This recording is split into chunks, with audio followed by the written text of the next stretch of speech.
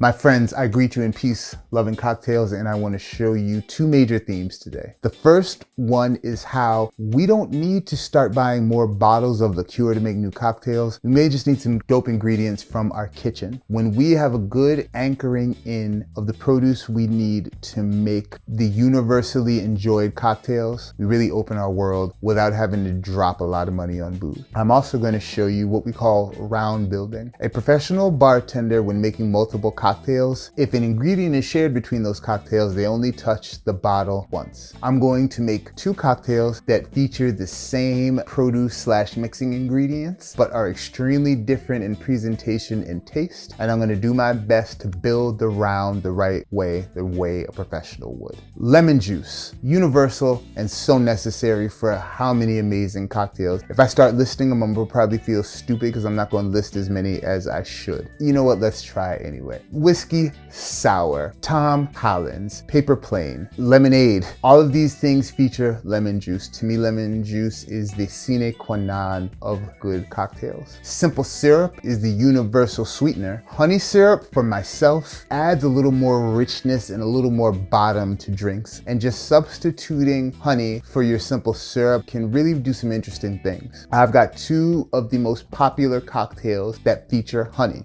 One is from the 1920s. It's almost 100 years old. The other is an example of the cocktail renaissance of the 2010s. The old school cocktail is called the Bee's Knees, and that features gin as our main spirit. The Gold Rush was invented by Sasha Petrosky. I definitely am from the Petrosky school of cocktails. Sasha Petrosky was a beautifully idiosyncratic gentleman that wore a pocket watch and revolutionized the way we appreciate, think about, craft, and drink cocktails. His bar in New York, Milk and Honey, absolutely changed the entire world. And his bar staff, he's like the Belichick of this shit. The people that work under him have gone on to make some of the best moves and really brought the journey of craft cocktailing forward. And the Gold Rush features bourbon. Both of these cocktails feature what? Lemon and honey at the center. When I do parties, I sell an open bar. This is some free game for those of us who are in the bartending game. I can do so with far fewer bottles than you would think. And it's because of understanding the ingredients from the kitchen matter as much, if not more, than what we get from behind the bar. If I've got a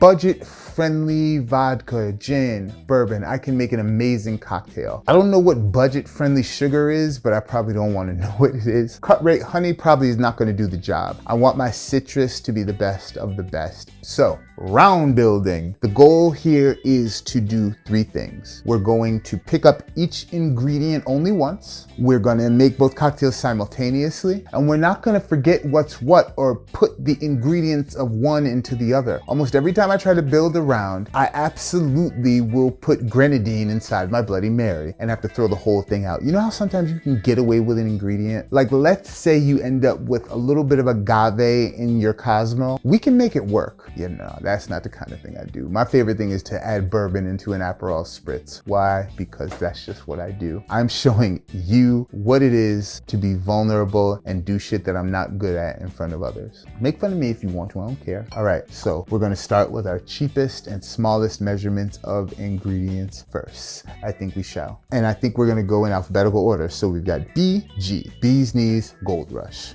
So the Bee's Knees has 3/4 ounce of honey, and so does the Gold Rush. No problems there. We're gonna do 3/4 of an ounce on both.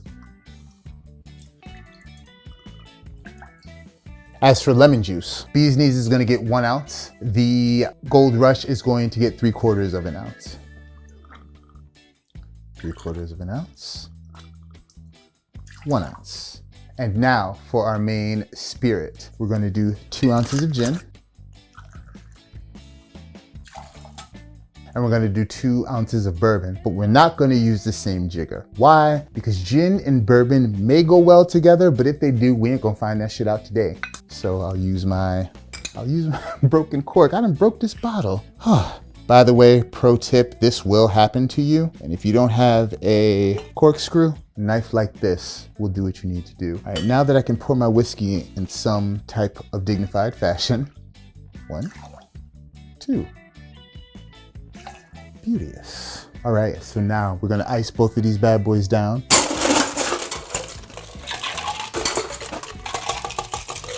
We're gonna grab both of our 28s. Remember 18, 28. We still have it in the same order. Bee's Knees Gold Rush, and we're gonna let them rip. Make our seal, check our seal, and now we're gonna do the good old two-handed shake. Now all that extra motion is so, instead of just this, I get a little more surface area contact and my drink is diluted faster and more properly. All right, crop them. That'll help break the seal. Bee's Knees Gold Rush. All right, so far, so good. I'm gonna do the gin last. When we're behind the bar, we have limited tools. Very few bartenders are gonna switch up their fine strainers. So we're gonna do the most obtrusive flavors last. Gonna pour our Gold Rush. This is gonna get ice, but I always suggest pour your cocktail first. If you have to give your guests more ice, that's a hell of a lot better conversation than having to give them more of a cocktail. Now my Bee's Knees. I don't know why we do that shit. It doesn't do a thing. Dirty stuff out of the way, and we can finish off our cocktail by adding some rocks. And finally, we shall garnish. Bee's Knees, Gold Rush.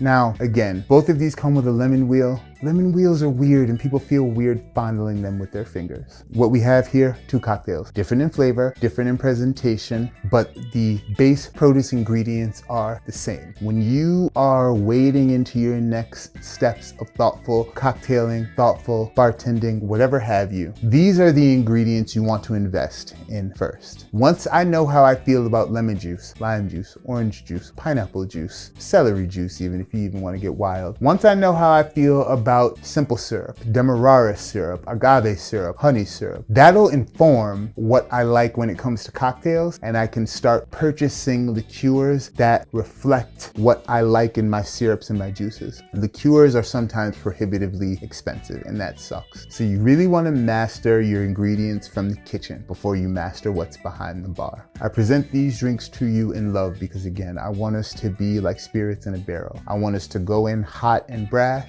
Life is going to take a few things from us, and we're going to come out mellow and mature. As always, this is the Barrel Age asking you to drink, eat, listen, and think. Cheers. Done.